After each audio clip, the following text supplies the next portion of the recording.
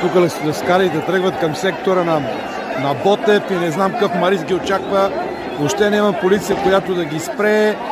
Ама сами се го изпротиха тия нещастници от Ботев, хвърлиха ракета в сектора на и сега ще си отнесат последствията, човече. Целият сектор Б, всичките ултраси на Левски се изнасят в посока феновете на Ботев.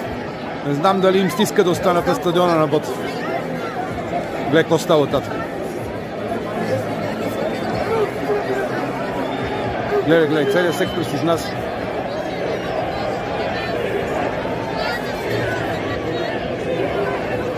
Целият сектор се изнася натам. Дали ще могат да ги спасат? Не виждам полиция. И всички положения, последствията за Ботев въобще няма да са добри.